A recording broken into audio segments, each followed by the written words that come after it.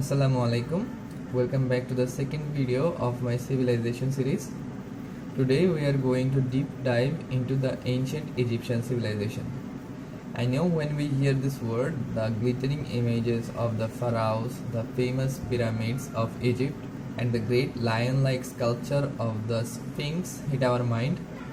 And yes, today's video is going to be around those topics. To know about the Egyptian civilization, first we need to look at the map. As we can see at the head of the Egyptian civilization, there is the great Mediterranean Sea, and in the southern part of the map is there the Red Sea. And like all other the successful civilizations, the ancient Egyptian civilization is also started at the reaches of a river. It is called the River Nile. The Egyptian civilization can be divided into two major parts.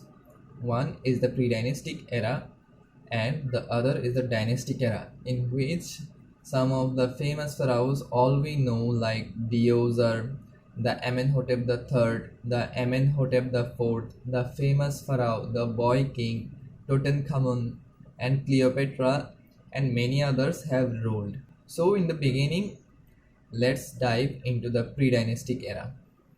The pre-dynastic era of ancient Egypt sustained almost around 1500 years. It started after the time frame of 5000 BCE and sustained until the year 3200 BCE. In the pre-dynastic era, ancient Egypt was divided into smaller city-states which were known as Nok. And in the year 3200 BCE, a king named Menes unified all of the smaller city-states and transformed it into one kingdom, and he built his capital at the city of Memphis. And thus the dynastic era of ancient Egypt started in the 3200 BCE. And the dynastic era itself can be divided into two different parts. One is the Old Kingdom Egypt and the New Kingdom Egypt. We will focus on that in the later part of this video. So it is the time period of the dynastic era when ancient Egypt flourished the most, the era of the pharaohs. And the first major change in the ancient Egyptian civilization was brought in by the famous pharaoh Amenhotep IV when he unleashed a revolution of religious belief, and he propagated a new religious belief of worshipping only one god, thus making it into one of the first monotheistic religious belief of ancient Egypt. He worshipped the god of sun, and the god of sun in ancient Egypt was known as Aten. Eventually, Amenhotep IV named him after the sun god, and then he was known as Akhenaten. But this new religious belief of ancient Egypt could not sustain a long period, because when the successor of Amenhotep IV, the famous pharaoh Tutankhamun, rose onto power, he renounced the belief of his father and went back to the ancient old gods of Egypt. And along with the Egyptian civilization was also went back to the polytheistic religious belief system. Since then, many incorporation from different religious belief, mainly Christianity, happened into the religious belief system of the ancient Egyptian peoples, until when Islam finally arrived at the Egyptian land. Since the arrival of Islam into the Egyptian land, Egypt has been mostly remained a Muslim majority state. Now comes the fascinating part that we all fancy about the ancient Egypt, the lifestyle and the culture of Egyptian civilization. I have mentioned in the earlier stage that the Egyptian civilization can be divided into parts. The major parts have been the pre-dynastic era and the dynastic era, and the dynastic era itself is divided into two parts. It is the time period of the Old Kingdom Egypt. The idea of the famous masonry structure we all know by the name pyramid originated. It is the time when the elites of ancient Egypt started to build tombs for them.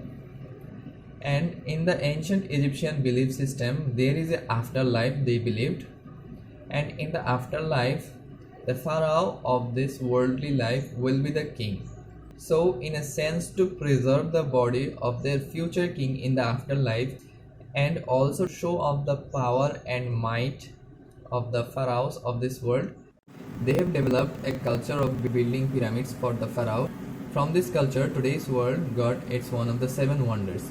In fact, the famous pyramid of Pharaoh Khufu is the oldest of the seven wonders of this world and the only one to remain largely intact. The Pharaoh Khufu's pyramid was built in the Giza necropolis, or also known as the famous pyramid of Giza, along with other pyramids of Pharaoh Khafre, Menkaure, and the famous structure of Sphinx. Sphinx, we all know the lion-like structure, but the head resembles the face of pharaohs. It was a structure that showcased the might and power held by the pharaohs at the time. The ancient Egyptian peoples were not only famous for legendary monumental architecture or famous masonry workers, but they have made immense progress on the field of writing, drawing, and literature. The Egyptians invented their own writing system that we all know today as the hieroglyphic writing method. Hieroglyphic is a Greek word that means holy letter, and hieroglyphics writing method was based on symbolic letters. It was mainly used to write on the tombstones of the pharaoh. Eventually, it was adopted into the Egyptian literature culture. So this was the rough and short history of ancient Egypt. We are talking about almost 5,000 years of history. That wouldn't even be possible for a 10 hours video to capture the whole history of ancient Egypt. I hope you have enjoyed the short trip to the ancient Egyptian civilization. And as you all know, I keep a small part at the end of my every video I post for a vocabulary session. And today's word is resemble. As I have said about the Great Sphinx of Giza, that it has a body of a lion but it resembles the head of the pharaoh.